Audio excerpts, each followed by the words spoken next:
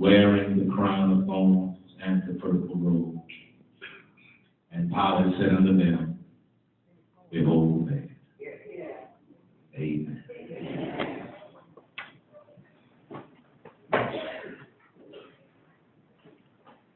It's your prayers on this morning. I just want to speak briefly from Thorpe.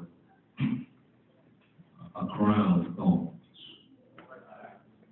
A crown of thorns. The story of Jesus' trials, his suffering, his abuse, and his mockery. I'm amazed at how God has included many of small details to each event and to each episode. Notice the chapter opens by saying, then is an adverb of time, meaning after this happened, then how it took him, and there's a word that scourged him. It's even a tough word to pronounce. Let someone tell you what actually happens. When a person is scourged, they are tied to a pole, naked, and someone beats them across the back with whips. But on the end of these whips, there were pieces of bone and metal. And so when the bone and metal meets the flesh, it splits it wide open. So his flesh was being ripped apart. The blood is flowing everywhere. I know it all sounds gory. Folk don't like to talk about the blood, but it's the blood that saves. It all sounds a little gory until I remember that he did it just for me. And then it becomes glorious. We looked at how the Lord laid the sins of the world upon his Son. And each lash with the whip that had this metal and bone, although it was physically beating his back, it was spiritually speaking beating my sin. So I want to look at this event that's linked to this scourge. And that event is the wearing of the crown of thorns. Now, although the soldiers did it mockingly, I do believe that if you use your spiritual eyes this morning, you'll see some significance in this crown of thorns. Are y'all praying with me? Chapter opens saying that Pilate had took Jesus,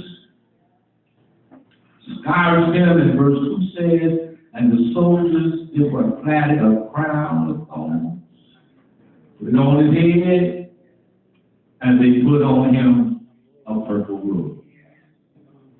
Now remember, when a person was scourged, they were stripped of their clothing. So Jesus is naked as they beat him. Not only is he naked, but Mark tells us he's blindfolded.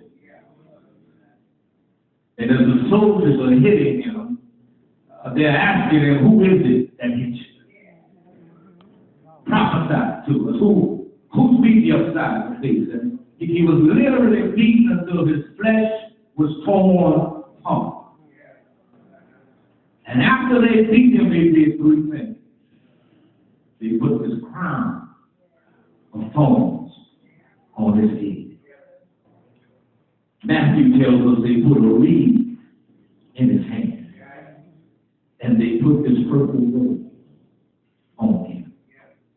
Now the word there for robe is not a robe like I have on this morning. It's not the long custom robe that we're accustomed to, but this robe, it literally came right here to the chest. And so he's covered from the back to the waist, but from the chest down, he's naked and free. And he's suffering. And they put a reed in his hand. The reed was a type of mockery again, because scepter was the official staff of a king. King or ruler. They waved their scepter, symbolizing their power and authority. Y'all don't act like y'all don't know what I'm talking about. Y'all see that Mardi Gras parade. Y'all see the king waving in their wine. In biblical days, that really meant he had some authority. But the reed that they gave Jesus was a hollow stem. It was a symbol of weakness. Matter of fact, Jesus had even referred to them as reeds shaking. So these soldiers, Paul, in no doubt, their comments to him. He stands there naked and bleeding, took every opportunity to degrade him, deface him, and down him. And so with the short robe on, and the reed as a scepter in his hand, they also planted a crown of thorns, and notice they placed it upon his head. Thorns that he's talking about in the text were very long, sometimes 3.5 inches in length. And so the soldiers, they fashioned this, they plaited this crown, shoved it on his head, down into his scalp. No doubt piercing his skin. And now more blood began to run down his face. Are y'all praying with me? Songwriter said, "Oh, precious is the blood that makes me white as snow. No other fine I know, nothing but the blood." I said, nothing but the blood. So let's look at this crown of thorns for a few minutes. See if we can find some encouragement of the fact that he wore a crown of thorns. I pray we be blessed. First mention of thorns in the Bible tells us that thorns, number one, are a product of the curse. I see some of you still have your Bibles open. That's a good thing. Let's turn to Genesis chapter 3.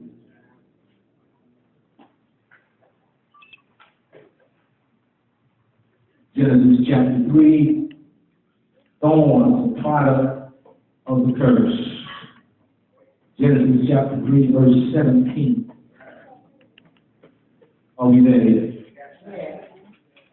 And the Adam, he said, because you have listened to the voice of your wife, and you've eaten of that tree which I commanded you, saying you should not eat of it, curse is the ground. In sorrow, you're going to eat of it all the days of your life. Verse 18 says what? Thorns. Come on, y'all see that? Thorns. And also thistles shall it bring forth to thee, and thou shalt eat of the herb of the field, and in the sweat of thy face you're going to eat bread till thou return unto the ground, for out of it you were taken, for dust thou art, and unto dust you're going to return. To thorns, thistles, are directly a product, curse that came because of sin. And so because of sake of time, if I had to take that apart and look at it, I can give you 3 points right there. Thorns are a sign of 3 things. Thorns are a sign of sin, they're a sign of sorrow, and a sign of sweat. Are y'all with me? The soldiers used the thorns to mock Christ. But through their mockery, God still shows us even more so how Jesus bore our sins. Stay with me. When God put our sins upon Christ, what better symbol than putting thorns on his feet? But he had made him to be sin who knew those sins, that we might be made the righteousness of God in him. But let's look at something else about the fact that he wore a crown of thorns. A crown is representative of authority. A crown is representative of rulership. A crown is representative of power, victory. So the fact that Jesus wore a crown of thorns could mean 3 things. That's another sermon for another Sunday. It could mean he's king over my sins. He's king over my sorrow, or he's king over my suicide. Now, I thank God for all 3. I'm thankful that he rules when it comes to my sins. I thank God that he can forgive my sins, because some other people like to rule over that part of my life. In fact, they think they do sometimes, because they're always trying to remind you of the stuff you used to do. They kind of always throw that stuff in your face, what you used to do. The devil wants you to live in him. He wants you to doubt your salvation, but don't you let his schemes work on you. You tell him, yes, I did it, yes, I'm guilty of it, but guess what? God forgave me.